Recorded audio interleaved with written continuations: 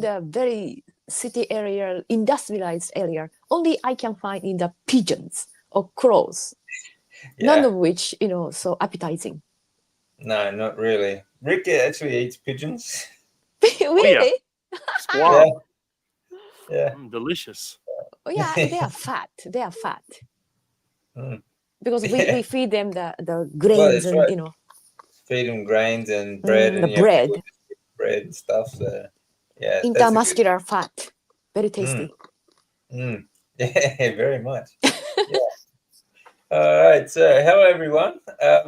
So, welcome to the barbecue pit. I'm just doing a live today. I'm really just testing the equipment since my recent move, and yeah, we've got the lovely Sammy is joining us again, and of course everyone knows Rick. So yeah, everything's going. Yeah, I'm just going to call it the barbecue pit because basically where I am right now is the barbecue pit. It's right out on my right at my door. So we're going to talk all things carnivore, all things diet, all things just life in general. So first off, just say hello. Thank you all for joining us. And if you do have questions, please let us know with some cues in the front. And I'll just say hello to Josephine. Thank you for joining us. Really appreciate it. Sammy, you like you were just saying, you live in industrialized area, part of Osaka, isn't it? Oh, the Yokohama next to Tokyo. Yokohama. Yeah, Okay, southern, Tokyo area. Very, yeah, very Yokohama industrialized. Very built up. Yeah, very built sure. up. Yeah. Cosmopolitan. Yeah. Acres and acres and the buildings and buildings still springing up all the time. Yeah. It's really built up. Actually, it's a great place to visit. I actually love Yokohama. It's a lot of fun. Sure. Yeah, it's but a short visit, not so much to live. I know. Yeah, the majority of the attraction, Tokyo, got all of the attractions. Yokohama is maybe good, but not a long stay. No, we're gonna get bored. Maybe day one. I don't know. I mean, there's some fun parts there, like around like the harbor area where those big red buildings where the markets and things are. Sure. Like then if you want to experience the harbor area, go to Sydney. Sydney got the more exciting scenes than the Yokohama. I disagree. No, definitely. The Westerners have a lot. Once you've seen Sydney Harbour, like the bridge, you've seen the Opera House, and maybe take a cruise across the harbour. That's it. You're done. There's nothing else. Yeah. Oh, that's a great. But it's same logic applied to Yokohama. Yokohama is a smaller city version of the Sydney. Let's call it. Yeah, maybe. But beautiful place. It's more fun. Yeah. But you should come. Yeah. It's worth seeing anyway. Yeah. Yep. I think so. Yeah. Hey, Rick, you were just I actually was talking about this before. You just put up some videos on why one was why you went vegetarian back in the 90s. So do you want to tell us about that? Why did you go vegetarian? Well, it's a combination of things. The main thing was that I was living with my parents again after the hurricane, and I had so much meat that was given to me. I was just eating meat and nothing else. And the vegetables were a little hard to get anyway because there was no power and the stores were closed. They threw out a lot, and fruits and vegetables only last so long without refrigeration. So we had no power for at least 3 months in this neighborhood, but I had a generator that I had at my house, and I had a freezer, and I had a refrigerator, and I stuffed it. Everybody was giving away their meat before it went bad. So I never ate so good in my life. I had ribeye steaks. I had filet mignon. I had, seafood. I mean, everything. It was all meat all the time. And I never touched the fruit or vegetable. I did have eggs as well. Not as many as before because they were a little hard to get. But I did have, at that time, I still had friends that had farms. So I was able to get eggs from there. So I was eating about the most pure carnivore diet you could ever imagine. I guess nowadays you call it the lion diet. because it's basically just, beef, lamb. Yeah, there was some seafood, but not that much. But yeah, and I was eating that for months. And then at the end of 92, which was the year we had Andrew, I kept getting all this pressure from my parents because my parents were very much in supplements. They took vitamins. They said you had to have 5 or 6 servings of fruit or vegetables every day. And they just kept telling me, and the funny thing was, I felt fine. I never had a problem. And I worked hard after the hurricane. I had to do a lot of physical work and I wasn't getting tired like everybody else. I just felt really good. But they just kept telling me all the time, you're going to have a heart attack. You can't do this. You're getting older, And I was, 25 at the time, 24, 25. I wasn't that old. They said, oh, when you get to your 30s or 40s, you're going to have all these problems. You're going to gain weight. Well, I like the idea of gaining weight because I'm skinny. But the problem is I just kept getting this pressure from my dad. And he says, well, why don't you eat a little bit of fruit? I said, I don't like fruit. Trying to get me to eat avocados, some nasty things. There's only 2 varieties of avocados I can eat without throwing up. I mean, I can eat citrus to some extent. And I mean, once in a while, I'll eat a banana from the yard, but I really don't even like ripe bananas. I only like them green. So it was really difficult. And then all the salads, and my dad did a lot of juicing. I still have his old juicers. He had a Champion juicer and an Oster juicer and all these things. And every morning you'd hear that thing grinding up. I said, Dad, what are you making? Mulch? Because it's just here in this thing, and this nasty green and orange juice comes out. Put carrots in there, and you drink it, and it's awful. I said, oh, but see, I was convinced that in order for food to be healthy, it had to taste bad. It had to be something unpleasant, and anything that tasted good was bad for you. That's pretty much what they said. We all were convinced on that. Mm-hmm. And you haven't tasted nasty until you've had a wheatgrass and spinach smoothie. That is just so horrible.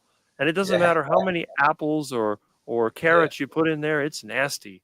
It's just terrible. It's like eating grass. It smells like grass too. I told my dad I could do the same thing. I just wait for it to rain and mow the lawn and scoop out all that stuff that grows inside the lawnmower. That's what it looks like. And then the other thing was, when you're juicing, you're constantly throwing away all of this fiber material. And I'm looking at that, I think, well, at least I don't have to eat that stuff, because can you imagine eating all those vegetables? But the problem with the juice, that it didn't agree with me. When I started the diet, I felt pretty good. I was still eating eggs and I was having some dairy. But then I started to get stomach issues and gas and diarrhea. So then they said, well, you need to cut out the eggs because the eggs give you gas.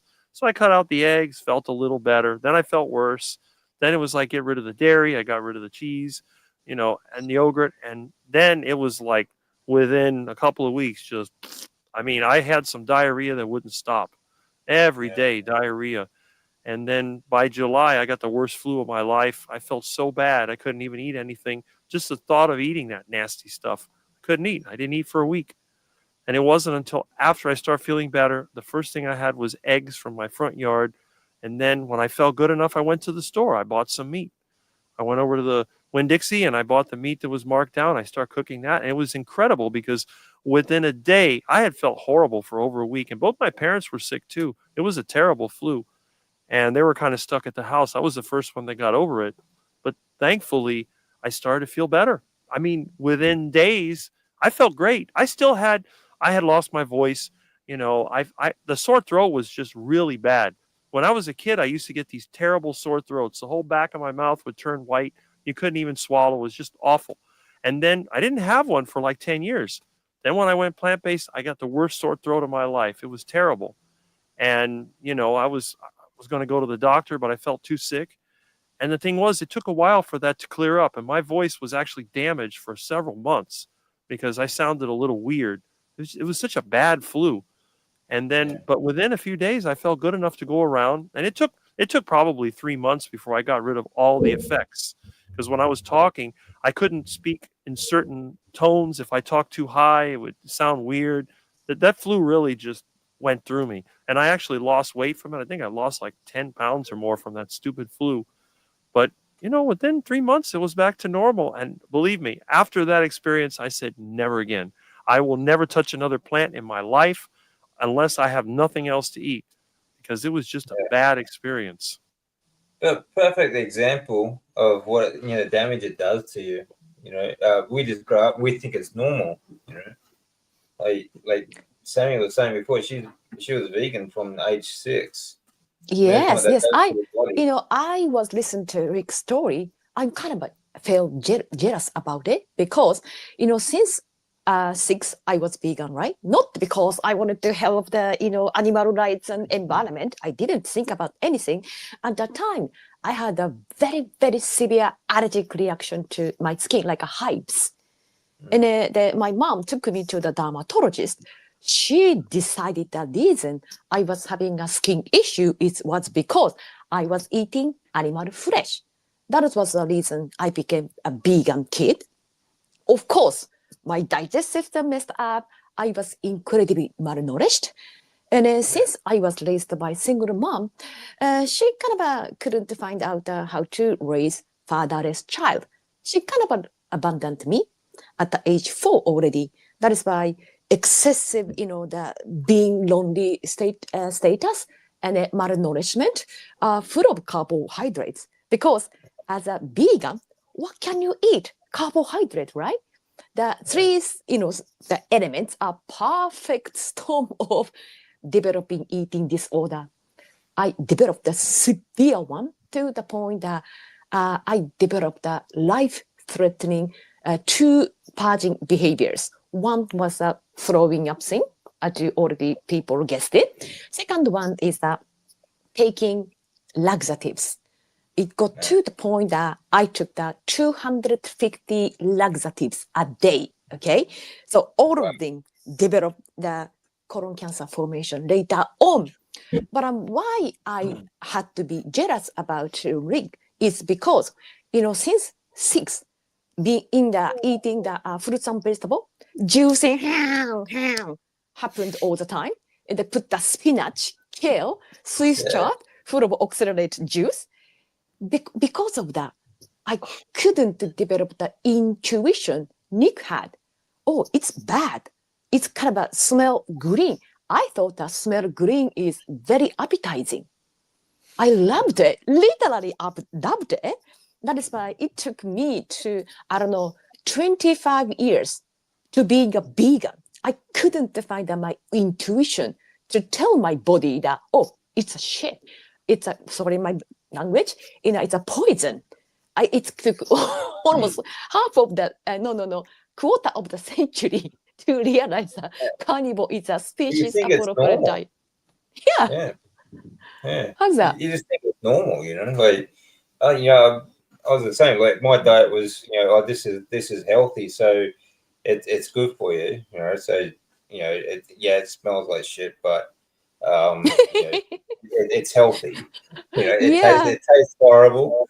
It tastes horrible. Like you can actually think about now, like drinking these drinks, it would burn your throat, and you like at the time you didn't think about it. But yeah, it's good. Yeah, that's I used to sneeze from it. Yeah, and look back now, you think, well, obviously that was a warning sign. It shouldn't be burning your throat like giving you a sore throat just because you have a drink. Even bitterness is a kind of a signal. Mother Nature will tell you, oh, stop taking that. It's bad. That's right. But I couldn't receive that Mother Nature's, the advice. Yeah, that's exactly right. Like there's a reason why it's bitter or sour or things like that, because you're not supposed to be eating it. So yeah, it's I mean, hindsight, it's wonderful sort of thing, but you kind of, I mean, you can't do anything about it now, but it would be wonderful if we had that kind of intuition when we were younger, and maybe had that available to us that we could have grown up carnivore, something like that. But well, the thing is that they had scared me that I was going to get cancer because I'm eating so much beef. And that was the other reason I tried it. But my mother had cancer when she was younger. So they're trying to tell me, well, you're going to get cancer. And my dad said, well, you can't eat that much red meat because you're going to get cancer. But then I see you over there, you've already had cancer. And you're eating on the carnivore diet now, and it hasn't come back. So that tells me that all that advice that we're giving me is wrong. The meat doesn't cause cancer. It's more of a carbohydrate thing. Mhm. Well, it's a Mhm. low fat thing too, fat is so important that we just, like we've been so indoctrinated to be scared of eating fat. Like I was fat phobic, really fat phobic. I'd cut up all my fat, and I only ate skinless chicken breast and all these other things because you're told that fat makes you fat. It's really bad for your heart and all this other stuff. But it's complete BS by very nefarious sort of people that use Yeah, it it, for yeah. various Over the things. course of the human history, our ancestors predominantly ate red meat. If Yep. the meat causes cancer, we would have been died off long time ago. Oh, a long Mhm. time, long time ago. We wouldn't have made it. Yeah, of Um, course. and fat in particular, like fat is, we're adapted, you know, not only because of fat, but because, well, not only to eat fat, but because of fat. Fat is what is essential for brain growth and development and things like that. Agree. But, Agree. and that's why, babies especially. Actually, I was speaking to this morning, just a couple of hours ago, I did an interview with Amber O'Hearn. She does a Oh, fantastic, wow. fantastic presentations on humans on the carnivore diet and lipivores. Because we need a high fat diet. It's absolutely just essential. Yeah. Here's a comment here. I actually did a juice diet for about a month. I can't do this, to this day, do any juicing. Yeah, These yeah, I vegans agree. I know, they do juice fasting. It's horrible. Oh, Yeah, yeah. it's crazy. And it, Sometimes cancer patients thrive on the juice diet, mm, just because of the fact that they have to do prolonged fasting to kind of a burn of the glycogen and, glucose well, protein in their there's system. also there's also a book out there by a complete retard. The juice diet. He said that he beat cancer. Like he said that he had cancer, and then he beat it by just going home and doing the juice diet. And I'm going to call BS on that because he said he had colon cancer or something or bowel cancer. And if you just did a juice diet, that just absolutely destroys your colon and your intestinal tract and everything like that. So I just think that the whole thing is a scam. There's the same thing happened here in Australia just a few years ago. There was a woman here who was trying to sell books, and she said that she beat cancer so she could sell this book, and it came out like a year later that she never had cancer in her life, Oh, and as all a complete bloody scam. So these sort of things happen all the time, and of course, unfortunately, people believe it. Then they start doing this juice. Juicing, will stop me from getting cancer. BS, it will. It'll yeah, give you. definitely. It's a crime. Yeah, it is a crime. It is absolutely a crime against humanity. Like one, juice. I mean, you're on a low-fat diet, and like I say, fat is essential for human development and growth and just health in general. But when you do these juice diets, you're basically flushing out all of the enzymes in your stomach and your digestive tract that you need to actually digest, absorb nutrients as well. That just your body can't survive on. Don't they talk about the nutrition deficiency, the vitamin mineral deficiency, especially fat soluble vitamins? None of those things existing in a juice diet. Don't they talk about That's that? right. Well, they say they're getting all their vitamins and minerals, but because obviously, like vegetables do have vitamins and minerals, but they're in a completely different currency. We can't absorb them anyway. But two, like especially if it's juice, it just goes straight through you anyway. So you're not going to absorb anything. So it is probably the most unhealthy way you could try to survive on, I think. So I just think it's a complete scam. Yeah, hmm yeah. I remember my dad used to have a book. It was called Gerson or something, Gerson Therapy. I don't know if you ever Mm. heard of that. No. Gerson. I got it here somewhere in the house. I got to locate all those old health books that they had when my mom had cancer. It was Gerson therapy, and it was something with juices, and I don't know. It's just horrible. Yeah. Jack Oh, LaLanne was yeah. Jack Yes. LaLanne was a very famous. You know, he's probably one of the original sort of health influences back in the day, and he was I- very fit, very healthy sort of guy. But he was a big juice sort of Mhm. promoter as well. But he also ate a lot of meat and other things too that they don't tell you about. So Interesting. I always thought he was a vegetarian.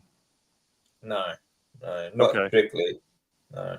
But yeah, he was big on juicing though. He just Well, he sold juicers. My dad had Yeah. one of those Jack LaLanne juicers, but it broke. It basically just burned up. The only one that lasted was the Oster and the Champion, which I still have. The Jack LaLanne juicer, I guess it was made in China. It just went and it blew up.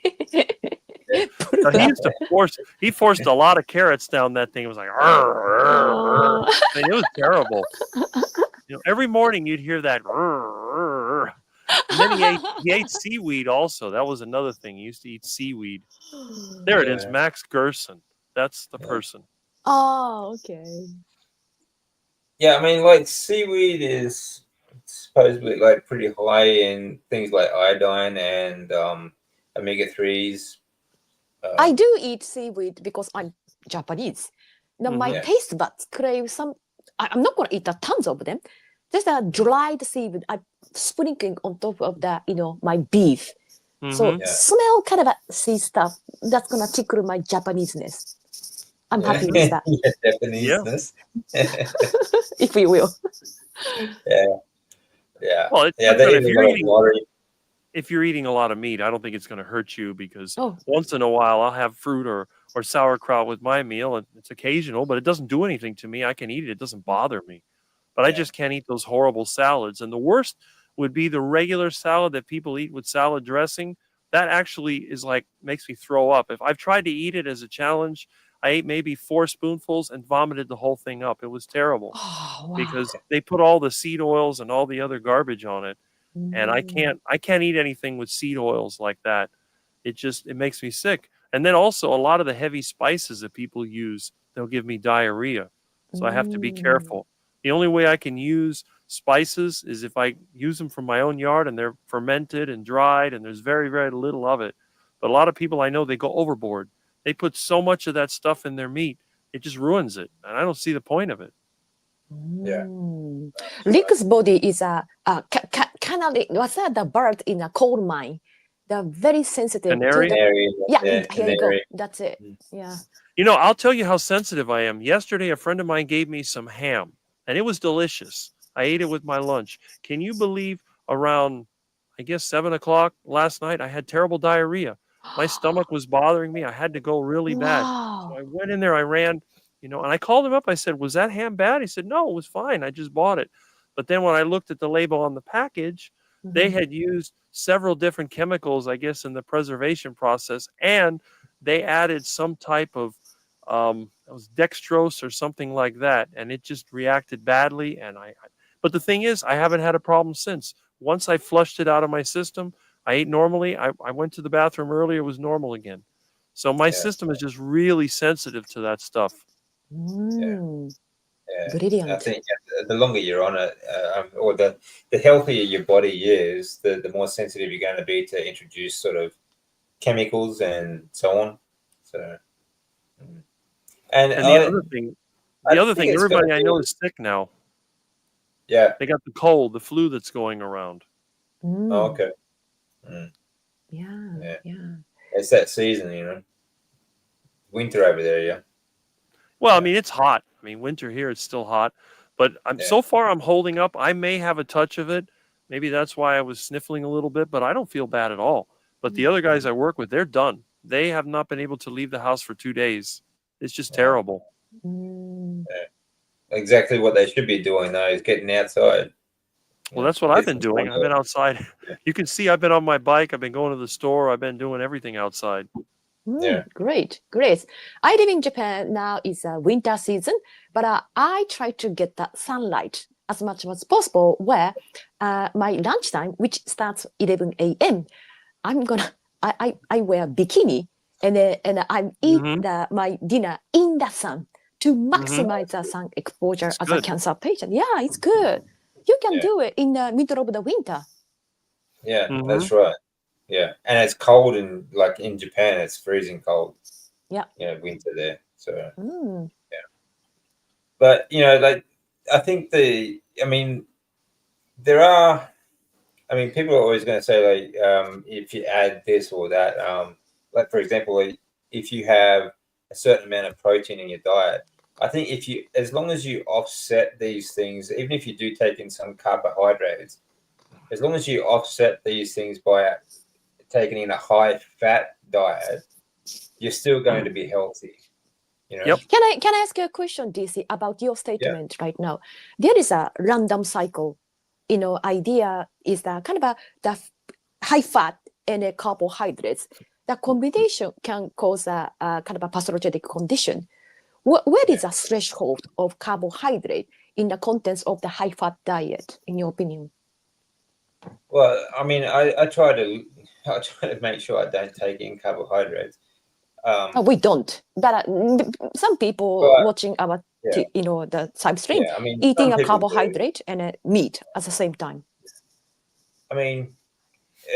It's the combination itself. Doesn't matter how small the combination is. When you eat carbohydrates, you're still going to get like an insulin response.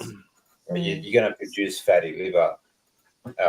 And when you eat fat alone by itself, you don't store it as fat. It's very difficult to do that. But when you eat it with carbohydrates, that's when you start making more adipose tissue.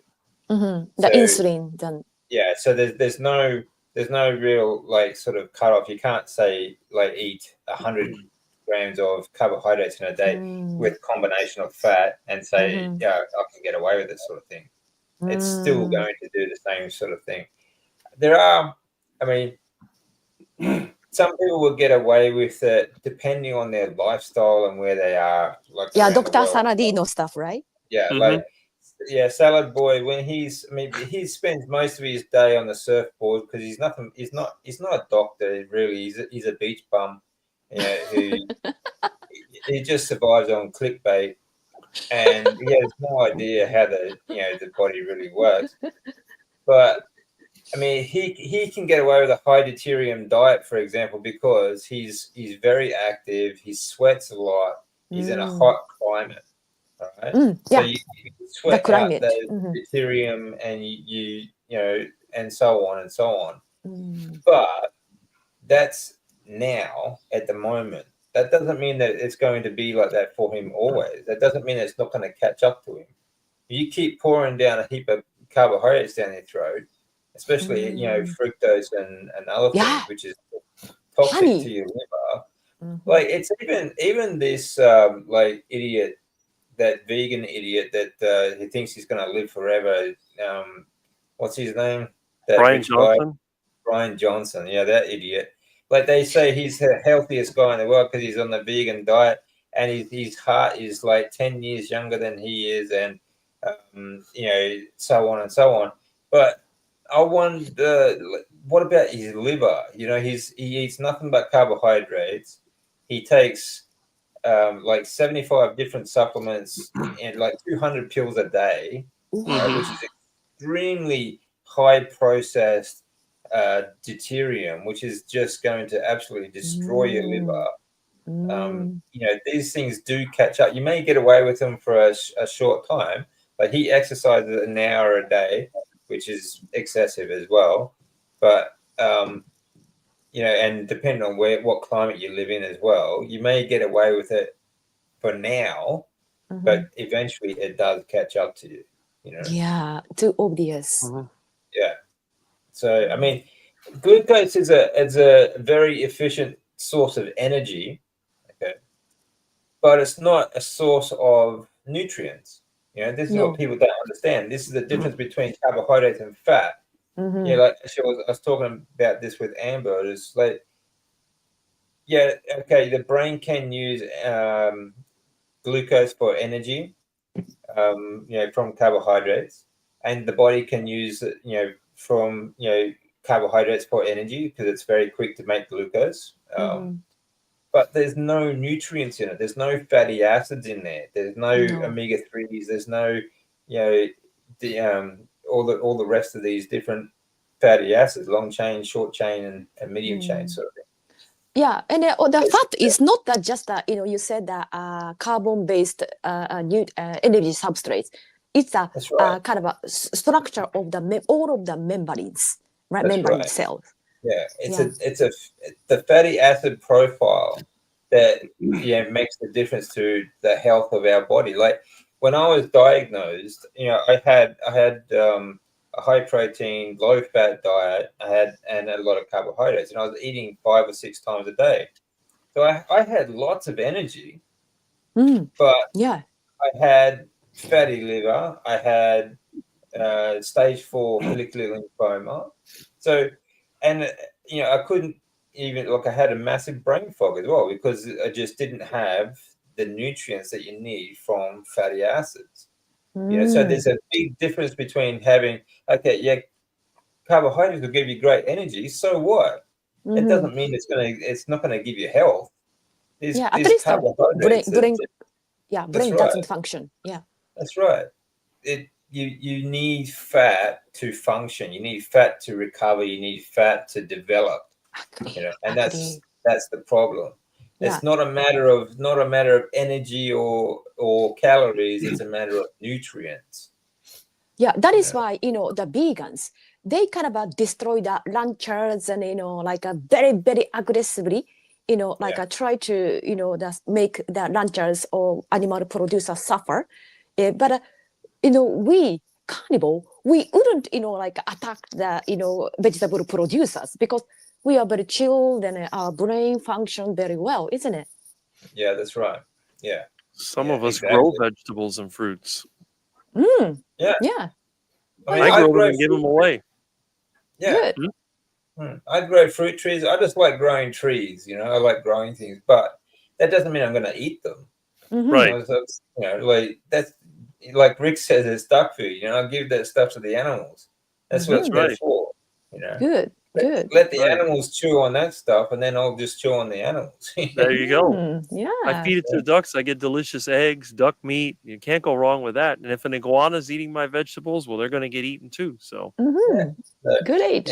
You upcycle those nutrients that we can't digest. Like every animal, like every mammal on the planet has a high fat diet. The difference is that, like ruminants, for example, they can ferment and chew the fatty acids out of the like brush and the foliage and things like that we can't do. So we get it we upcycle it by putting it through the animal first. So you put all those nutrients into the animal and then we get it from them. So that's just the way it works. Right. Yeah, brilliant system. It is. It's absolutely an incredible system, and it is the reason why we have developed to be the hyper carnivore or the dominant species on the planet. Because without fat, animal fat, we would not have grown our brains. We would not have grown, to be, as smart. Like we can change our environment, whereas the animals just blend in. Yeah, that is why. Yeah, go on. The other thing too is if you're having a garden. If you don't have animals, it becomes much more difficult to grow your fruits and vegetables. Every time that my ducks go away, my fruits and vegetables start to decrease.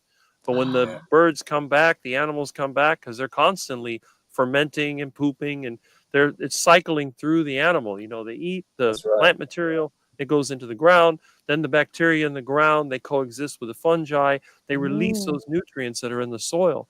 But if you just plant stuff in the yard and you don't put any fertilizer, it's not going to grow because the water just washes the nutrients right out. But when you have all that manure and you have all the bacteria and fungi that stays in the layer of the soil, and it's very easy to grow. Plus, the birds, they eat the insects, the diseases that attack the plants, the bacteria, they kind of balance it out. So you have to have animals and plants. You can't have one or the other.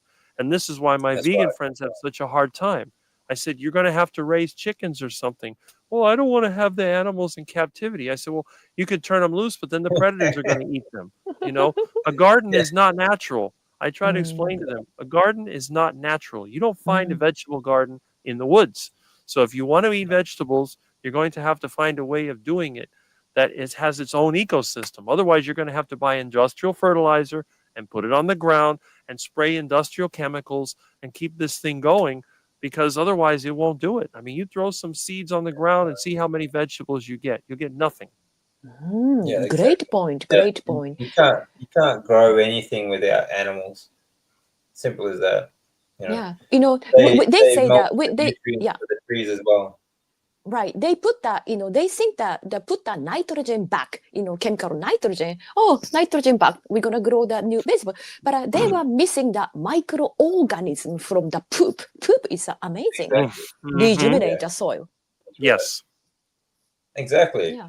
Like I said, animals are the mulching machine that you know, they feed everything. They feed all life on Earth. You know, they're incredible. So it's a brilliant system, like Sammy said before. Yeah. Right. But unfortunately, Monsanto's and, you know, big corporation try to make acres and one single, you know, like a grain, and no animal involved.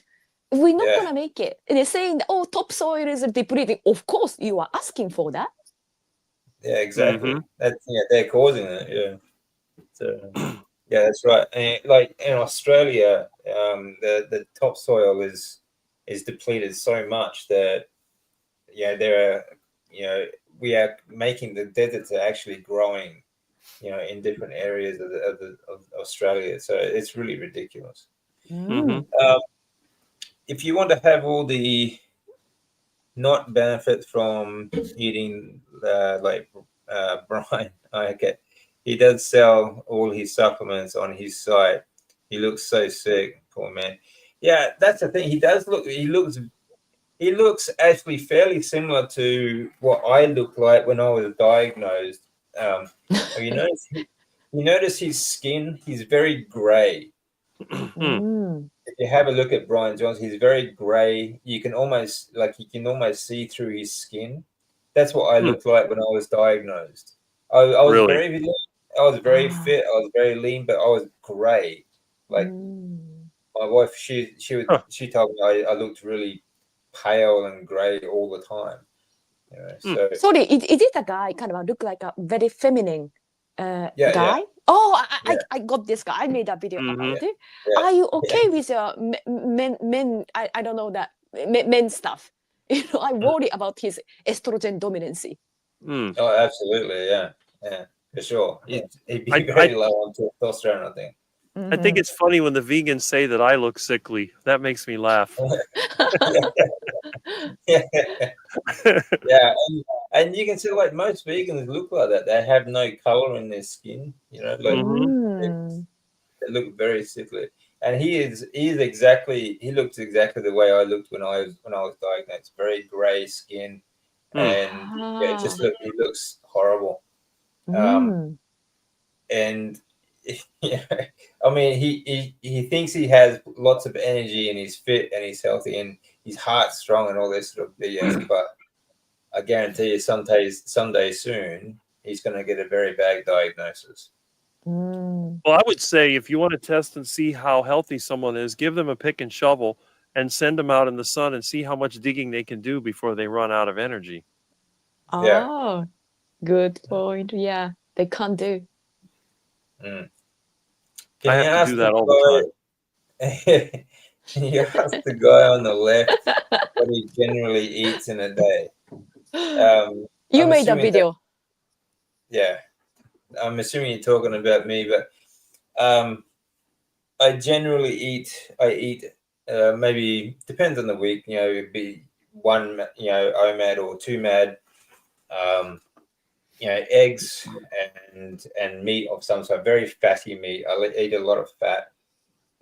Sometimes I'll eat just fat alone by itself because especially when I make tallow, for example, I get beef fat or lamb fat. I'll fry it up, and I'll eat just that because especially it's great especially if you feel like you've got a cold or flu coming on. Increase your fat intake. When I do eat, I usually eat within about a 5 or 6 hour window, and the rest of the time is just fasting, so called. I eat my last meal about 4 o'clock in the afternoon, and it's usually either lamb or beef. It's always ruminant, never a monogastric. I don't eat birds or chicken, especially, and unless it's wild caught or something like that. But generally, because it's just not fatty enough. And yeah, I think like a minimum of 70% of my nutrient intake is fat at minimum. So that's generally how I eat. But I do have videos on how I eat on my channel if you want to go check Very that interesting one. I recommend people to watch that. Interesting, especially egg butt make you hungry. Eating fat alone sits in your stomach so long and gives no energy. Fat is the highest source of energy. You have far more energy from fat than you do from carbohydrates or protein. Far more energy. Okay. It doesn't sit in your stomach, and the thing is, when it comes down to the mitochondrial level, when it enters into the Krebs cycle of the mitochondria, the respiratory circulation of the mitochondria, where you combine oxygen with carbon, which is your food, into the mitochondria, which produce ATP, EZ water, and CO2. Okay, those chains of molecules are much longer with fat, which means that you're going to have energy for much longer. Whereas, unfortunately, some people think that because of that eating fat makes you fat. Well, it's not true. No. It's not true at all. No. It's just that it is a much more sustainable source of energy, and it's a non-fermentable source of energy. So, for us cancer patients like Sammy and myself, high-fat diet is, I think it's essential for everyone, but it is actually absolutely crucial.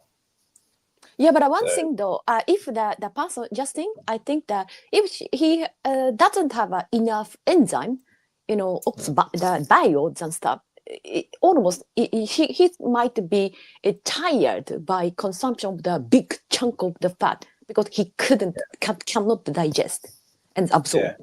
There is that, but fat is highly satiating as well, so you get fuller quicker. And a lot of people will think it feels like it's just sitting there, but it's not. It's just that it's the reason why it breaks down slower is so that you don't have to eat 5 or 6 times a day. Mm-hmm. If you're not hungry, you just don't eat. That's one reason why a lot of people survive well on like OMAD or 2MAD, because they have a high fat diet. So it's just a matter of like how many meals are you going to eat, and you shouldn't be eating all day long anyway, because you're not a cow. You're not supposed to be grazing. So Great anyway, point. that's my take on it. So, what were we talking about? We are talking about another one. Fibers. So, fiber is another thing. People get caught up on. I was talking to Amber about this morning, but these. Animals break down fiber into the fatty acids. We just can't do that. We can't break down fiber. So it's just another thing that we should not be eating, and we certainly don't need. We can't absorb anything from it. So I think it's very difficult though for people to get their head around eating a high fat diet. It was difficult for me when I first started to, because I always hated eating fat. Yeah. So it took me a while. Yeah. How about you, Sammy? You were the same. You were very fat phobic. Yes, I'm very, very high fat dieter. nearly 90% of my calorie intake comes from fat. That's why it's easy for me to eat nearly 4,000 kilocalorie a day. I'm 5'1", very tiny human being.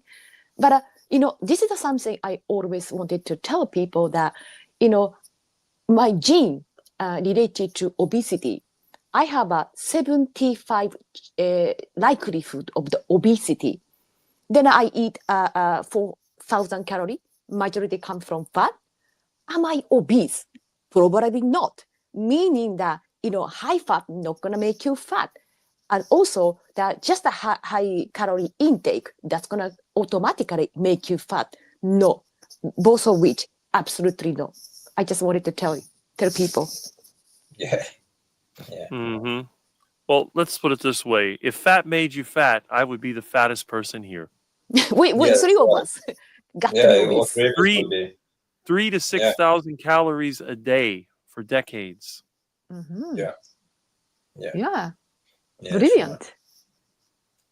sure. Just know the bacteria in our guts doesn't need fiber. What fiber does is actually depletes your stomach and bowels of bacteria and enzymes that your body needs to break down food, because it's like eating sandpaper and it just rushes everything through. It actually blocks you from absorbing other nutrients that you should be getting from your diet. So fiber is an absolute menace, and in fact, that is the name of a very, very good book, Fiber Menace. I recommend that to everyone. Yeah, It is a very good book. But, We should not be eating fiber. okay, I'm gonna make an argument for the sake of argument. People who are on the standard American diet, a hell of a lot of carbohydrate, maybe fiber, it could be kind of mitigates the quick absorption of the glucose. What do you think? Just only like a I mean, conditional it is benefit. fast, like a fast source of glucose. I mean, any carbohydrate is, but it's not worth the damage of what it does to your body. No. So, and you can get. I mean, we make our own glucose anyway from gluconeogenesis if we eat enough protein and things like that. So, I would just avoid it at all cost. And that the major cause of hemorrhoids, hormone dysfunction, erectile dysfunction, all kinds of problems for men and women, and hormone disruption and things like that in their ovaries as well. So, yeah. Hey, Cranky Carnivore Cover, thanks for joining us. Appreciate it, man. Yeah, hit the like, please, guys, and share if you want. Really appreciate it. So like this is I think it's one of the hardest things to convince people of. It's everyone thinks that, like Rick was saying before, like he just gets told, he was told in the 90s all the time, you're going to have a heart attack, you're going to have vegetables and fruit because you need your fiber and you need to, so on and so on and so on. But it's just drummed into us from like everywhere, every angle, like TV, movies, news even. They have these so-called experts come on and tell us that you have to eat this way, and all these. And there's so many fad diets out there too. Like when I was living in Japan, there was the banana diet. You just eat a banana for breakfast, and then that was it. Like they ate nothing else for the rest of the day until they got home, sort of thing. And everyone said, "Oh, well, it really works because I lost weight." Well, I mean, of course they lost weight.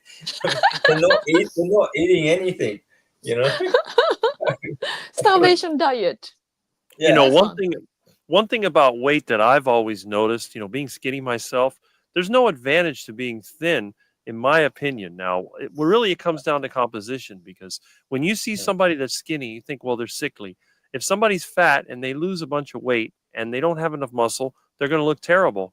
It would be better for them to be a little fat and have extra muscle than to lose all that fat with the muscle and become weaker, and then you're less functional. I mean, to me, I don't even care what your weight is. If you look, you look good. I think that's the main thing. But then you have to have the performance to go with it, because you may look good, but you may be sick inside. You have blood sugar that's too high, or you have all these other issues that you don't notice until it's too late. So it's a combination of things. But people I know get fixated on the weight, and they get mad at me because they see how much food I can eat and how skinny I am, and they just can't figure it out. They said, well, you must have a crazy high metabolism. I said, maybe I do, but why do I have a high metabolism? I mean, look at what I'm eating. They're over there eating duck food, and I'm eating meat, fatty meat, and that's basically it. Eggs and meat and some dairy, and that's it. And they're eating all these baked goods. And, if you think about it, if they're triggering all that insulin, that has to go somewhere, and then they have to put on that fat. And then it's so hard for them to lose weight, because every time their body tries to go back and take some of that fat and use it, they stick some more carbohydrates in their system, and the blood sugar goes up. And then they struggle. Oh, I have to starve myself to lose weight. And then they lose weight. And what happens? A month later, they get more weight back.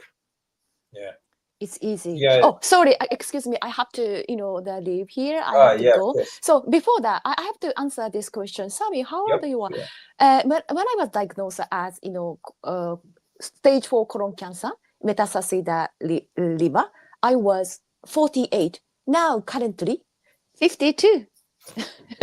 Now, answer for you. Thank you very much. Thanks, I'm leaving. Okay. Talk to you guys. Yeah, very All right. bye-bye. Thanks for joining us, Sammy. Have a great day. Yeah. So Sammy is a great example. She hasn't had. She did have a short bout of treatment, not a lot though, but she had metastases to the liver and to the lungs. And 4 years later, she's going strong on a high-fat carnivore diet. That's proof. I've seen her interviewed on some other channels. I don't remember. I think on Dr. Chafee's channel and maybe Sean Baker, and I've seen her around. So, but again, I was always told that carnivore diet will give you cancer, and yet there's you, and there's other people. There's Sammy. There's a lot of people out there that are coming out saying, "Look, I had cancer, and now I'm on the carnivore diet." And yes, they had treatment, but I know a lot of people, they've had treatment and they got cancer again and died. So, it's a combination. At the very least, what I say is, look, the carnivore diet doesn't make it any worse. You get the treatment. If it comes back, it's like with Jeff, you see what happened with him. The cancer came back and it took him. But the thing is, he got to live better the time that he was here. He wasn't just in bed all the time, helpless, like you were.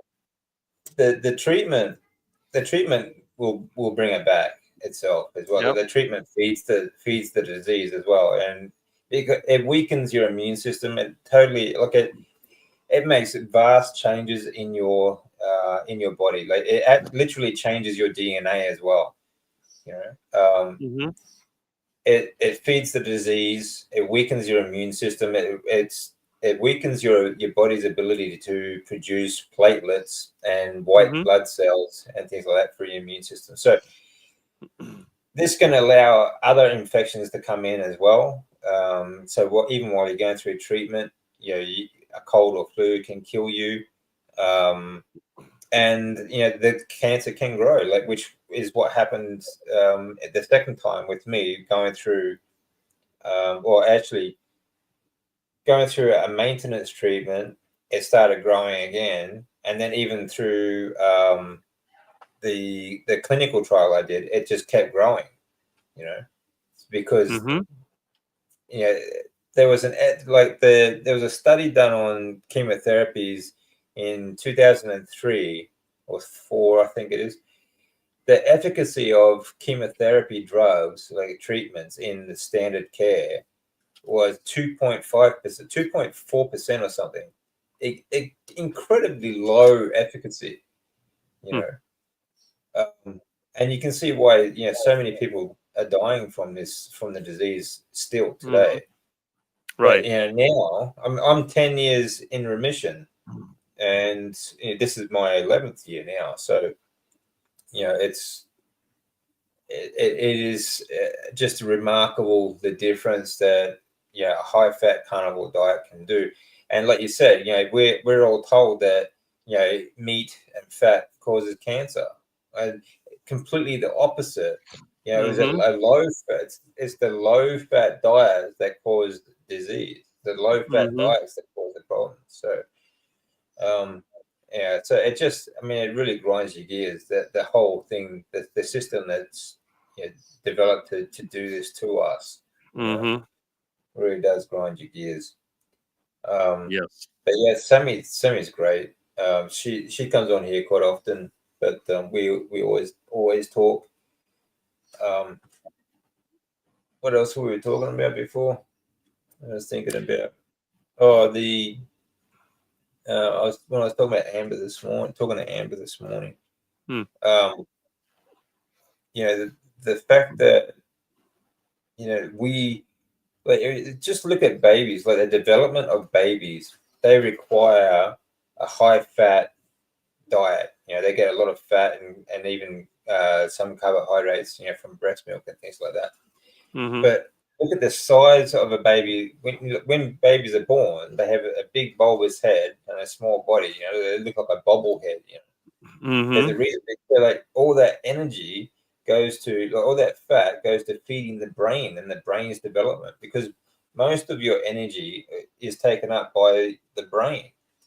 And if you don't feed it fat, you don't get ketones, right? So, right, and actually, another good point is that it's not a natural state for the human body to be lean. It's not a natural state. I mean, some people are naturally lean, yes, but they still have more fat, like adipose tissue, than say an ape or like a chimpanzee or gorilla or anything like that. They are very, very low in that, and obviously they have very small brains as well.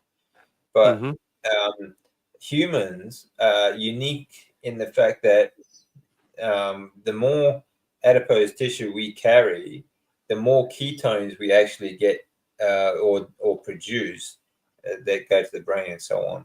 So the leaner you are, you may find that even if you're a lean, healthy carnivore, compared to someone who has a lot more adipose tissue, even in a healthy state, you will produce less ketones than someone with more body fat.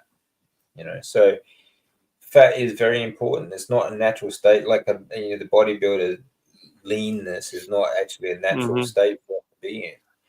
Right. Yeah. So fat is incredibly important. Love Sammy. My question is, when did you start carnivore in relation to your cancer journey? I think with Sammy, I can't answer exactly, but if you have a look at the interview I did with Sammy, she's got, she tells us all the details there. I've got quite a few talks, lives, and talks with Sammy on my channel. You can check out. But I think she started carnivore not long after she was first diagnosed, actually. So, yeah. Used to be a palliative care RN, could nearly guarantee that approximately 5 years prior they had been treated successfully with a primary cancer. Yeah. That's why they test, even mine is what they call a recurring type of cancer. It's called follicular lymphoma. So it's a lifelong disease, but apparently, but even with other cancers, after treatment, the reason they keep testing you for 3 to 5 years afterwards, because of the high risk of it returning. Because even a successful treatment of cancer, they don't actually kill the cancer stem cells. They actually just kind of like cutting a tree off at ground level.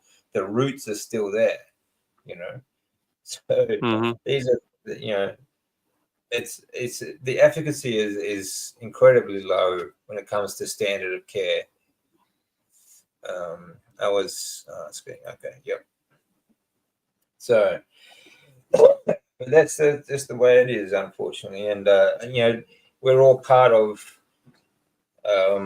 now, I suppose, talking about the carnivore diet, hopefully waking people up to the fact that, this is what we've been told is all complete BS. And, a high-fat diet is very healthy for you. In fact, it's not just very healthy, it's essential.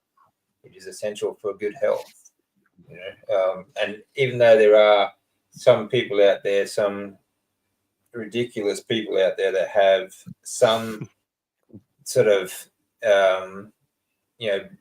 body image success temporarily, that it doesn't mean that it's a healthy way to live, like having such a high deteriorating diets and things like that. So, yeah. Actually, you were talking about that on your that video. I think you were talking about why you went to vegetarian. Yeah, it's kind of hard. Yeah, it's kind of hard. I mean, like you said, it's very difficult at the time. You didn't really have the resources to convince people, to convince your parents, for example. But I mean, all we can do really is what we have. We do our best with what the information we have at the time, and that's all we can do. Well, the problem is that everyone kept telling me, well, you're young, you can get away with it. But I'm no longer young. So now that I'm in my 50s, they have to take me more seriously. People that know me, they know what I can do. They know what I look like. I mean, I'm not the healthiest person in the whole world, but I look better than the average 56-year-old, and I have a lot of energy, and I don't have any aches and pains. I haven't been to a doctor since I was 28, and I just keep going. And I try to explain to them, this isn't that bad. And now with the internet, I can show them. I had my friend that was overweight and had heart disease and everything, and he got into the Dr. Barry group and he got excited about it. Of course, the damage was already done. He had already 5-way bypass. I mean, once you've done a certain amount of damage, you're not going to be able to recover from that. The best thing you can do is slow down the decline, but you're not going to be able to rebuild. Now, the younger you are, I think you might be able to rebuild some of that. But once you're in your 70s or 60s or 70s, it's probably too late to reverse all the damage. But at least you can slow it down. Yeah, I think that you can do a certain amount of recovery, like a repair. I mean, I've had a lot of damage done to my body, from chemotherapies and poor diet and so on. But I've recovered a certain amount. I don't think you'll ever get everything back. Like you'll never become 100% heal everything sort of thing. But you can improve things, a certain percentage, like a little bit at least. But the other thing too is I think in my case, it's actually kept me in a younger state than most people, because I cut my leg. I had a piece of broken glass go into it, and it's been about a week and it's just about healed. I mean, I can heal most injuries within a week. And I have other friends, when they get injured, it takes longer. Sometimes it takes 2 weeks. Sometimes it takes even longer than that. And I've never gotten infected either. And I'm always in the dirt. I'm always outside. I walk barefoot all over the place. I've had several scrapes and cuts, and I've never had an infection. And in fact, when I look at where my old cuts were, I don't even really have a scar. But other people I know, they develop a more pronounced scar. And I was thinking maybe the damage that they've done internally is the same way. So it's going to be more difficult, especially the way that they eat and the stress that they have, because I limit the stress in my life. I don't let the little things bother me like some people do. Some people will get upset and they won't let it go. It's just constant complain, and angry. And it's like this political thing. This man wins president and they're still mad about it. And they keep getting upset all the time. And I said, you can't, there's nothing you can do about that. You need to take care of yourself. But I can't. The world is falling apart. And then people, even sports, that a certain team doesn't win, they get upset about it. They have a problem and they take it to themselves. I said, well, what difference does it make when it comes down to it? I think the most important thing is that you keep yourself as strong and healthy as possible. My biggest fear is to end up helpless and in a nursing home. I don't want to do that. That's why I developed the heart attack diet. The whole idea of the heart attack diet is you feed yourself the meat, the fat, all the things that make you feel good, make you strong, and you keep doing your thing. And then one day you just have that massive heart attack and you fall over and that's it. And there's no coming back. You just drop dead and you're done with it. And Yeah, that I was agree, my theory. Yeah. Yeah, I agree, man. I was the same. After 3 years of chemotherapy, I didn't want any more. Give me a heart attack anytime. Mm-hmm. Drive it till the wheels fall off and then just collapse. Yeah. That's it. Yeah, exactly. So, but it's crazy. People, they fixate on so many different things. Like you said, like with sports. If people were so emotional about the world around them as they were about sports, it'd be a much better world. I think it'd be. But it's crazy, they go nuts when they do the football team loses or something like that. Like, who cares? Mm-hmm. Like, got another game next week. Right. What does it matter? No one cares. No. It's crazy. But And they some people fixate think on the wrong thing. they're always thinking about what other people are thinking of them. Well, I can't Yeah. eat this way because they're going to think that I'm crazy. They're going to think, I said, that's good. That everybody thinks I'm a caveman. I tell them I'm a quack. I don't care if they think I'm crazy because they're not going to do anything I for me. tell them I am a caveman. I tell them exactly that. I tell them I am a caveman. That's why I survived. There's nothing wrong being a caveman. No. Take it. I'll take that. And like, generally speaking, too, like, no one is thinking about you. No one is thinking, like, spending their whole day thinking about what you're doing. So stop worrying about it. Mm-hmm. Like, and if someone says anything, who cares? Like, honestly, Exactly. it doesn't. It's not going to. What someone else says, it shouldn't affect the way you live your life. Especially when it comes to your health. Because this is the thing I tell people is these people that criticize you for not eating carbohydrates or cakes and cookies because they think it's normal food, all right? Which I get told all the time, like you don't eat normal. This is normal sort of thing. Cakes, cookies, and all this sort of stuff. That's not normal. But these people, they don't pay the consequences of you eating junk food, right? So why let that concern you? What they say when you're the one that has to deal with the consequences, Mm-hmm. So exactly.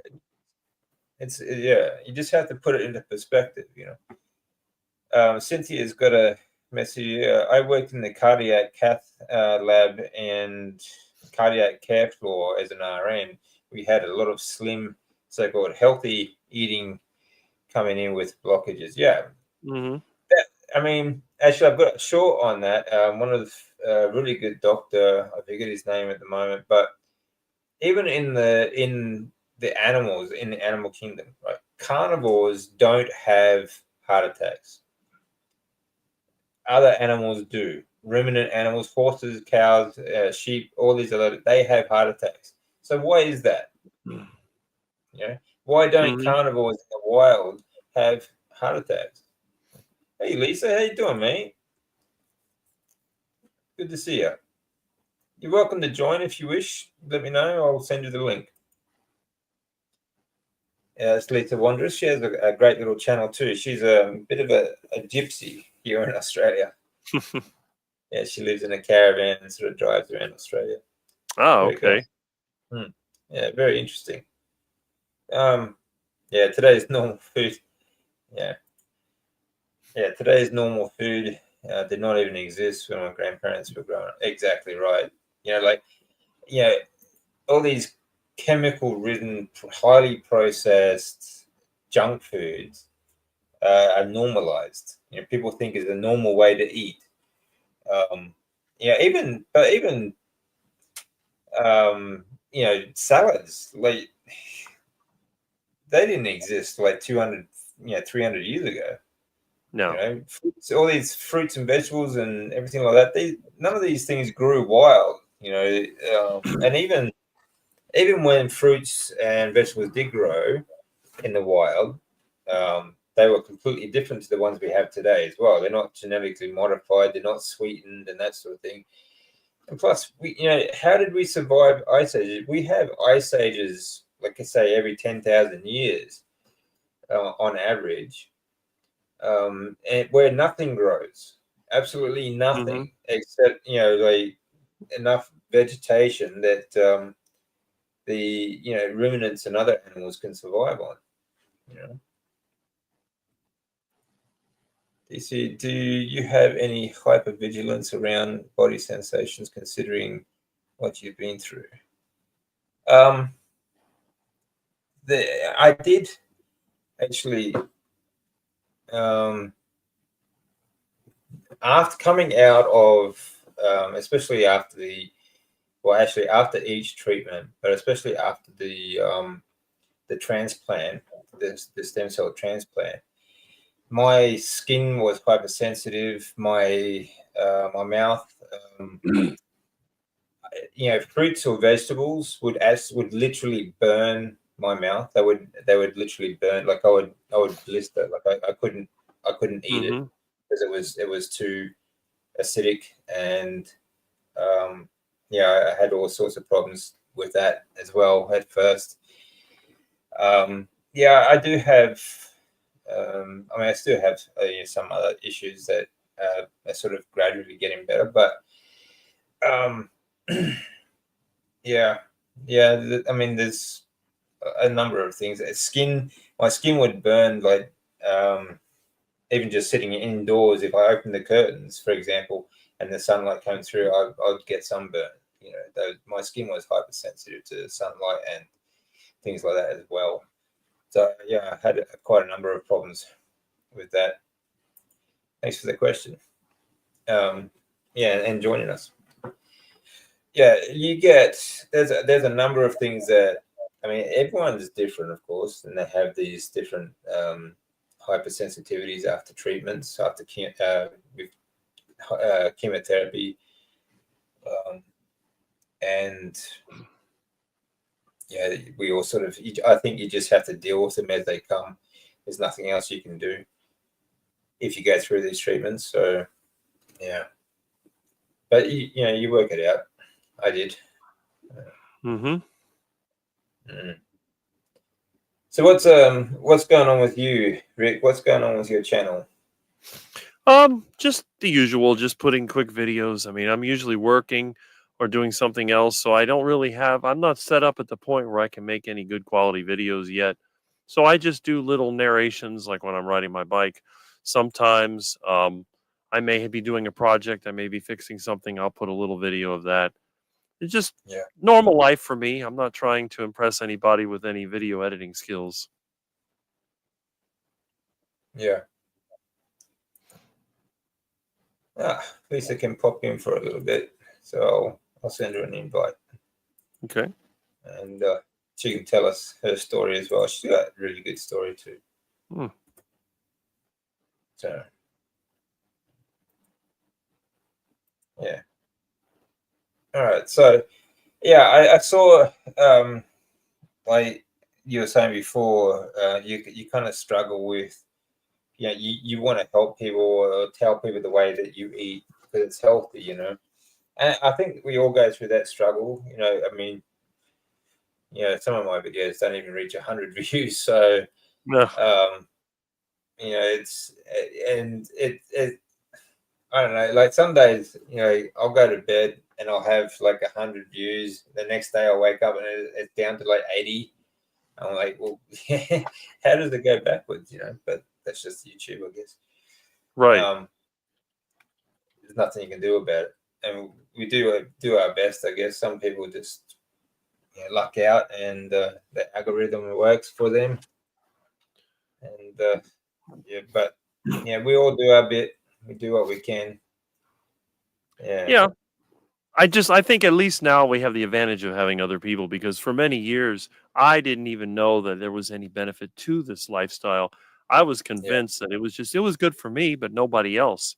I figured that if other people live this way, they would drop dead of a heart attack. And you notice I call all my foods heart attack. That's the thing I always like to say, but I'm not. I guess It's not true. It's a lie. Yeah, yeah, that's right. Yeah, it's like it's a species specific diet, and as long as you're of this species, then it's going to be good for you, isn't it?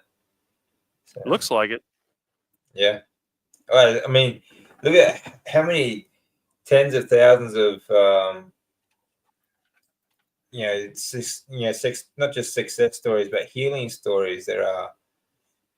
That's not. I mean, anecdotal evidence is pretty much how we survived throughout the millennia. Really, we tell each other stories. This works for me, and this and that, and then that's how we've progressed. So I think it's really important to get as many stories out there as possible. So yeah, I really like hearing other people's stories. Actually, I like hearing other people's point of views on and how they did it as well. Mm-hmm. I think Lisa's having a bit of trouble. Internet. Yeah. Wait a minute. Hang on a sec. Some of these comments are funny. Yeah. Yeah. Oh my gosh, smelling yummy lamb chops for lunch today. Sounds good. Lamb chops are great. Wait a minute. Rick, you mean you're not really trying to get a heart attack? I'm out of here. Yeah.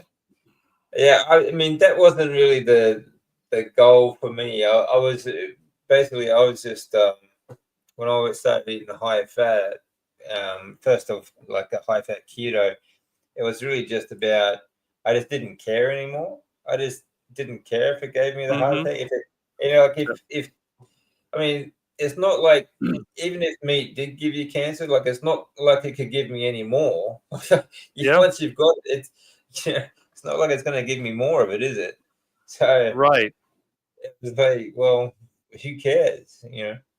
That's right. Yeah, I'd certainly, like I said before too, I'd rather have the heart attack than die slowly in treatment for the rest of my life. That's the whole idea of the heart attack diet. That's summed it up right there. Yeah. Have Yeah, fun, right. be strong, live to your fullest, and then you drop dead. And that's it. Yeah. Drive it till the wheels fall off. That's it. Don't let off, because this is the other thing that I used to get frustrated, even with my parents and with a lot of older people. They just don't do anything anymore. It's like they lose the ability to try, and then all they do is complain. And they walk slower. I used to tell my dad, I said, the faster you walk, the longer you'll live. Well, I can't go as fast as you. My legs are not as long. So yeah, but you can try. I mean, my cat can outrun me, and he has short legs. Yeah, that's right. Exactly. Yeah, that's right.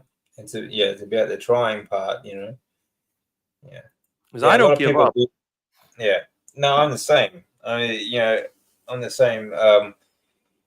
Yeah, that's the thing is people just give up too easily, and they get to a certain age, or like they think that when they get to retirement age, for example, that's it. There's nothing else for them to do. And I think that's, I think the fastest way to die is to do nothing, or to not have anything, or not to have a reason to keep going, It doesn't have to be a big reason either, if you just feel like doing what you want to do, just have something you want to do. Well, that's it. I mean, but see, a lot of times people lose the interest in everything. Nothing excites them anymore. Nothing tastes good anymore. That's what happened with my parents. It's just, they don't care anymore. Yeah.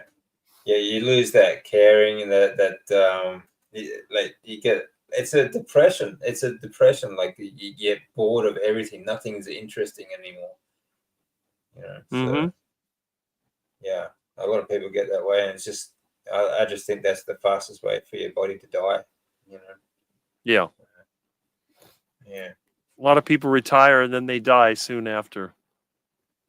Yeah, that's right.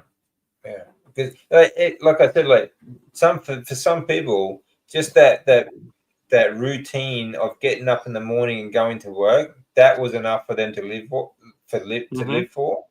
But when that's gone, they think, well, that's it. It's sad. It's really sad. Yep. That's like,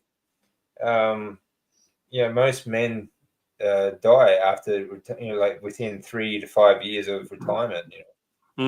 Right. Yeah. I just think, why bother? Why retire? Why not just keep doing stuff? There's always something to do. Yeah. My problem is that, like, I have quite bad ADHD as well, so it's like I have all these different things that I want to do, and I want to keep trying all these different things. I suppose that it's one of the things that's kept me alive, is that there's always something that I want to do, but I can't really just focus on one thing. So, Yeah. but oh well, it's the way it is at the moment. I'll keep trying to fix it. I found some lamb this week and cooked a leg of lamb yesterday. It's the first I've had. It came all the way from New Zealand. Oh, wow, it's a long way. I don't know why we can't graze sheep here in Iowa. Yeah, I'm pretty sure. Well, yeah, I think like a lot of the grasslands in America were pretty much destroyed by monocrops. That's why you got the Dust Bowl in the middle of America. Was it monocrops? Farming crops and things like that, rather than animals. Yeah, but yeah, they should be able to grow sheep, graze sheep out there, and so on, and any other ruminant, So,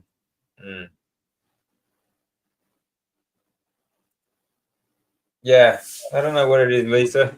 It's yeah. Sometimes the internet's a bit funny like that. I don't know. Sometimes, I mean, my wife had the same problem. She couldn't watch my lives, but she could do other things. So I don't know. It's weird. YouTube stuff. It's just cool. So, but I think actually that's I was talking about that also. Like when the agricultural sort of revolution happened, like entire cultures died out because they went from hunter gatherer to growing crops. The first couple of generations got smaller and smaller. So obviously, like we all developed, we got big and tall on hunter gatherer sort of diets, but there's kind of like an energy crisis, like because we were hunting animals to extinction rather than using regenerative farming, for example, growing cattle and things like that. But that's another good example of how bad crops are for the environment, like the Dust Bowl in the center of America, and the same thing here in Australia. It's developing the same way. Deserts are growing, and even along the coastline where we have like massive monocrops of sugarcane. We grow a lot of sugarcane here in my state, but like all these man-made fertilizers, and that just gets washed off into the oceans, and the soil is dry and pretty much going to be barren soon. There's not much topsoil left. One of the great things about animal agriculture throughout history is that you can move animals around. So if you ever encounter a period of time when there's a lot of drought, you could simply lead them somewhere else, and then you wait until the rains return, which may take a few years. But there have been many cases in history. I mean, you've had famines where they wipe out the crops, and then the only thing left to survive on is the animals. Because if you think about it, if you're going to grow the regular monocrops, such as the corn, the wheat, and the soybeans, you have to have specific rain and specific fertility and so on to have a successful crop. But if you have a variety of animals, you could actually move them around, and you could have certain animals. I mean, you think of something like a camel that can survive in what's almost a desert. There's different types of cattle. You have goats, you have sheep, you have all these animals out there to choose from. So you could make a sustainable system. The problem is you're not going to be able to support these big cities with people living, millions of people in one area, with an animal-based agriculture system, because they thrive on commodity crops. So you'll have to have smaller towns and rural. People have to be spread out more if they're going to have this carnivore lifestyle. instead of having all these people piled in cities. And the way I figured it, the people that are older, that are no longer productive, those are the ones that could live in the city if they choose to. So that would be because what they can do is more of a mental thing. I think an older person that doesn't have enough physical ability can still do mental things. They still have abilities, but I think the younger people really should be spending more time in a rural area and should become very familiar with agriculture and very familiar with hunting and with all the other things that are involved. And plus, when they raise their own children, there's no better place to raise children than in a rural area because they'll get plenty of activity. Yeah, I agree. I think like I think it's more natural to live in smaller towns rather than these large cities as well. I think it's much healthier, and there's no reason why we can't spread out more. You know, the planet is huge. I mean, there's a good channel on YouTube that actually deals specifically with that overpopulation lie. You know, like they have great videos on that actually, and you know, like the entire population of the planet could fit in, half of Alaska. You know, if they, with their arms spread out, there's plenty of land for us out there to develop into, make small towns, grow lots of, do a lot of regenerative farming with ruminant animals and all sorts of stuff. Mm-hmm. And it would also make a much greener environment because these animals give us the environment. Basically, they grow the grass, they grow the grasslands, the forest, the trees, and everything like that. So most of our cities, like here in Miami, there's a lot of wasted space because a lot of land is used for roads and highways, and then you have shopping centers and you have office buildings and you have all these things that are completely unnecessary. With today's technology, with fiber optics, you can have high-speed internet to your home. And I would think that anyone that is doing desk work or computer work could do it from home. If you have a factory, you could even have everything fully automated at this point and just have a few people that are needed to maintain it. You can eliminate a lot of the jobs that we have that are unnecessary. Really, it's mostly government that's the reason we have that. yeah, that's right. I don't know. Yeah, most unnecessary jobs around are government. Like I think here it's like one in four people in Australia work for the government. It's an insane amount of people. We're over governed, and the people need to. We don't need government telling us or interfering with our lives either. We don't need them to Mm-hmm. tell us what we can and can't do. We just need them to take care of international affairs, basically. Right. And in like small towns, they're generally much healthier for the environment, much healthier for the people as well. And they also grow local economies as well because you need skills. You need every skill to run in every town. So you have a large variety of skill-based sort of jobs as well. And I think that's just a much better way, much healthier way to live. But we'll see. I think it's going to be a lot of changes, and this year, and I don't know. There's going to be I don't know, a lot of I don't know. It's a weird situation we're in at the moment. This political sort of climate around the world. So, Rick, do you do spices? I mean, when you say spices, I don't know what you're talking about. I don't know who keeps calling me. This is crazy. I may be the only person in the world that still has a phone with a bell on it. My house is a wireless free zone, and I can't even get really wireless signal. I have aluminum screens, I have mesh walls and all that, so everything's wired. But when it comes to spices, I don't really have a need for spices. This is one of the complaints I have when I get together with friends. They keep putting all of the pepper, and they put the the different powders, and it's just crazy how much stuff they put on their food, and I don't really use any. I never put anything on meat. I don't even salt my beef ever. The only thing I do salt, I salt my heart attack chicken.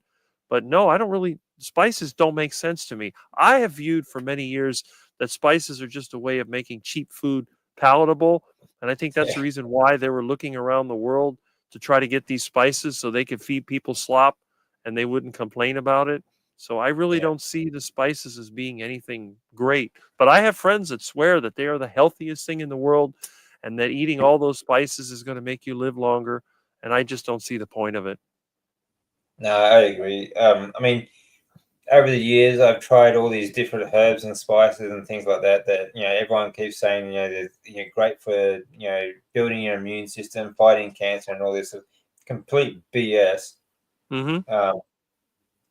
And like beforehand, like before I was diagnosed, it was really just to flavor my food because it didn't have any taste, Right. basically. But now Right. I don't use any herbs or spices at all. Mm-hmm. I used to like rosemary actually on chicken, but I don't eat chicken anyway. So now, the only thing I do use is salt, like a good mineral salt.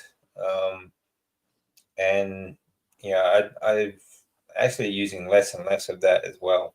Mm-hmm. So I use it in my water to basically to remineralize my water because where I am now, I have it's just rainwater. Mm-hmm. It's filtered, but I filter it still. I still filter it, and Right. I remineralize it with a good mineral salt. So that's basically where I'll use most of my salt is just to remineralize my water. That's the only thing I use now, actually. Mm-hmm. So, Right. yeah. If you need seasoning or sauce to certain food to make it palatable, then it's not food. Yeah, exactly. In the first That's place. it. I agree. That's what I think. Yeah, that's right. I agree. It's not food. Mm-hmm. Mm. I do love rosemary. I have what my husband calls rosemary tree. Rosemary tree that is taking up dining room. That's, yeah, it does smell really nice. I really like the smell of rosemary. Actually, my parents have it growing in the garden. So Hmm. when I did use it, I did. I guess all natural. Um, it's great when on a roast. I think actually even with roast lamb, it is great with roast lamb and roast chicken. Rosemary is actually very good for that. Taste wise, it's very nice for flavor, but there's nothing in that, no health benefit at all to having it. It won't affect you. I don't think it'll affect most people in a negative way, but there's no positive benefit for it either. So, yeah. Thank you, Deborah. Really appreciate it.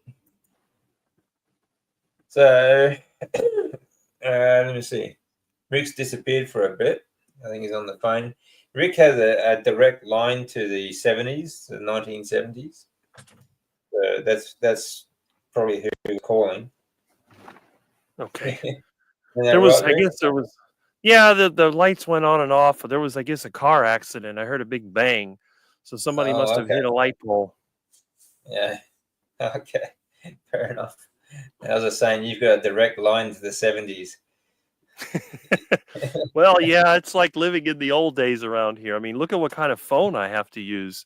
Well, I don't have to, but there it is. Wow. I bet most people watching this haven't seen one of them before. That's true. You can even put them on hold, you know. It's everything here. I mean, the thing is that I have a lot of new technology. I mean, everything runs off the internet. So, I mean, we're over here, we're talking on a video. So I just tell everybody this is the way that I would like to have been in the old days because back then we only had long distance calls and they cost too much. I couldn't communicate with anybody across the world like I'm doing now. But the Yeah. stuff that I like, the stuff that surrounds me, I like that aesthetic. So I'm not getting rid of it. I'm keeping it. And I can make it Yeah. work. It's like an old car. I can drive an old car and feel good. I drive a new one. I mean, first of all, most of the new cars I'm allergic to. I get in one of these cars, they have a very strong chemical smell, and it really bothers me. And it's Yeah. even the exhaust, they have those catalytic converters, and they put out some type of, I mean, I don't know what it is, but it's irritating. And I drive around in an old beat up diesel and it doesn't really bother me. So it's very strange. I live in a moldy house. It doesn't bother me. I go into a perfectly clean home and I'm sneezing. So, Yeah. it's, I guess everybody's different. Yeah. Like you said though before, like you're quite very sensitive. I mean, you've been on a natural diet your whole life, so you're far more sensitive to these things than we are. So I think that's why. I can't even be around paint. You know, I haven't painted my house in decades, and most of these commercial paints, they're too strong for me. I can't deal with it. Even clothing, I have to wear these cotton clothing with natural dyes because a lot of the synthetic clothing bothers me. That when it's hot, it gets that chemical smell. I'm very sensitive to a lot of chemicals and solvents, and that's one of the problems I have. I can't even use commercial soap because commercial soap can give me a headache. If I use those stupid those alcohol-based sanitizers, those will give me a headache and make me feel dizzy. So I don't do that. Hairspray, That was perfume. something. That was something I was really hypersensitive to going through treatments too. Was that the smells of the hospital Mm-hmm. and the smells of those hand lotions, the alcohol and stuff like that. That Mm-hmm. smell would make me sick to my stomach. Like I Mm-hmm. would throw up just from the smell. Right. That's it. And they told me I had white coat syndrome, and I kind of did, but it was just I was super sensitive to all those different chemical smells, and anything Mm-hmm. that was it could be anything, even some people's body odor would make me sick. I would be vomiting again. You know, it's just Mm-hmm. different Right. chemicals that I'm really sensitive to. Mm-hmm. What do you think of essential oils? I have no use for them. No, not me either. I like you were talking about the clothes like cotton and natural dyes. Like I agree. Like these shirts that I get made now, they are 100% cotton. Um, the I think what you touch is just as important as what you eat. You absorb a lot through your skin. Um, so I quite like. I only use like tallow soaps, and um, I don't use any sort of moisturizer or anything like that. But I think natural ingredients, natural I products, I never essential. Like understood the whole need of a moisturizer. I've seen people use it, but I never understood the reasoning behind it. Never made because they're not sense. they're not getting it from their diet. Like collagen, especially like collagen is like the most prolifically used amino acid in the body, and they're just not getting it from a plant-based diet or low-fat diet because we get it from fat. You know. Well, yeah, I mean, I work with mechanical. I work in dirt, and you can see my hands aren't that bad for somebody that works with engines and dirt and all that. And I've never. Some people get cracks. It's like when we get our rare cold weather, they get the cracked lips. I don't get that. But my Yeah. hair is full of lard and tallow, and I make my own soap. And as you can see, I use these shirts that they're not even bleached. They're these Yeah. industrial. I don't know what they're just cotton. They're just basically cotton undershirts, and they have no bleaching, no color or nothing. They look like basically cotton. They even make some that are in hemp. I don't have those now, but and I always wear this underneath everything else anyway. All my underwear is cotton, so Yeah. it works for me. I think it's important, like synthetic clothes. You actually still absorbs the chemicals that come from those clothes, so it's quite important. I Well, prefer. they're way too hot. And it's like a lot Mm, of people in construction, they wear these long sleeve synthetic shirts. They're like yeah, orange or yellow or bright color. I've tried to put those things on. I get so hot and I start feeling sick. So I and they're would quite rather the yeah what? they're quite thin too, but they're still Yeah, really hot. Yeah, they're really hot. And I cannot wear those long sleeve shirts in this climate. The only time I wear a long sleeve shirt is when I'm in an office and it's a dress shirt, and those are all basically cotton, they're just a dyed cotton and they don't bother me. But yeah, I can't wear those I don't know what everybody wears them. I can't wear them because they just yeah, make me too hot. When I was younger, half the time either the construction guys had no shirt or they had the shirt with no sleeves on it, and that seemed to work good. But now everybody's got the long sleeve synthetic shirts, and I can't stand those things. yeah. No, I agree. I think the more natural your clothes, the better. It's certainly much healthier and much more comfortable. And like you said, there's a lot of heat comes in those synthetic clothes. So Mm-hmm. yeah, I try to stick to cotton, all cotton. Like even my hat is 100% cotton. There you go. So much easier. I think But cotton and yeah, hemp were the way to go. I'm the same with these oils and stuff. They're not essential. A lot of them are just oils, man-made oils as well. So, and yeah, all plant-based as well. I think if Well, you, coconut oil. especially for, I've used especially, coconut oil to make soap, and it doesn't bother me yeah, yeah. because like Actually, coconut coconuts. oil is not bad. Yeah, I wouldn't coconuts cook are with it. fine. Yeah, I Well, I wouldn't mean, cook with it. I use it for making soap. It was quite good. Coconut oil also works on your hair. I mean, coconut oil doesn't bother me. But if I ever Yeah, put I tried to put soybean oil in my hair one time, and when it's got in my eyes, it was so irritating. I couldn't deal with it. So yeah, I found out a long time ago when I was a kid, use tallow is the best. Lard mm, is another one, and coconut oil. Coconut oil does not bother me. You know, yeah, if even if it 100%. gets in your if it gets in my eyes, all it would do is just make them a little blurry, but it's not irritating. And lard does the same thing. But if you use one of those seed oils and it gets in your eyes, it burns. It's just really harsh stuff. Absolutely. Yeah, it's highly processed as well.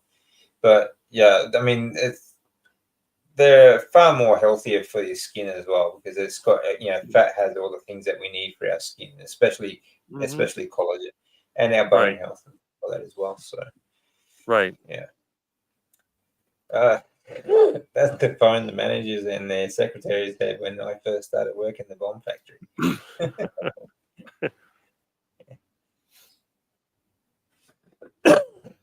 Excuse me. Oh, that's right. Yeah, Lisa drives in 71 F100. There you go. Yeah, Like a 6-cylinder. yeah, yeah. I think so. Yeah. Yeah, she does. Mine. She has a caravan and the F100, sort of all color, sort of coded, Hmm. very 50s style. So, That's and she good. just travels around Australia like that. So My truck is a yeah, 1990 Ford, and it's a diesel, and it runs on used seed oils. yeah, Once I get it going again, I'll be making trips again. yeah, yeah. So how are you going with that? You nearly there?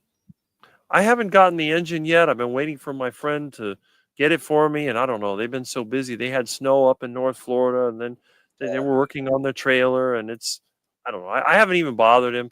Then it was the anniversary, then the birthday for the kids. It's just been one thing after the other.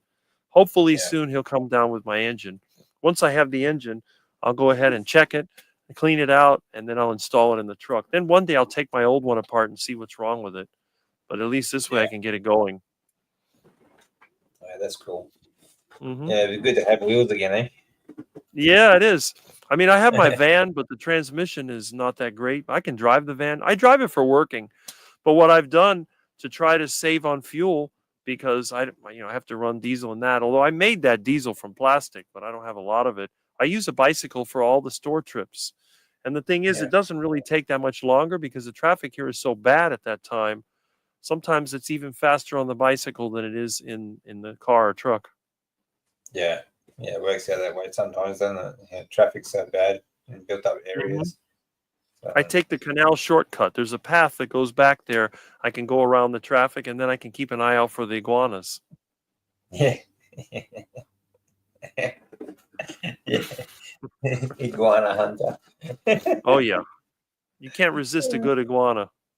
I'm gonna have to try that someday. We got big lizards here, Hmm. the goannas, and that they're like they can get sometimes get pretty long, like 5 foot.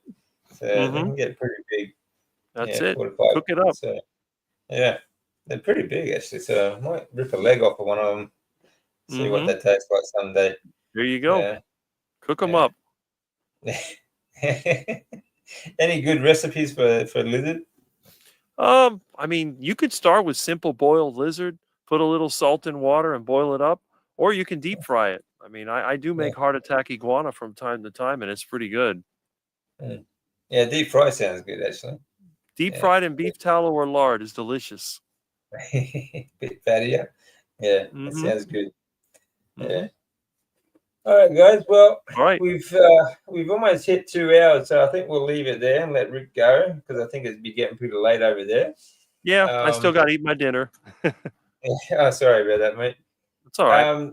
Yeah, thanks for joining us, mate. Really, really good chat. Great catching up with you again. But thanks everyone for joining us in the chat. If you have any questions, please, for either of us, just leave them in the comments below, and we'll try and get back to you.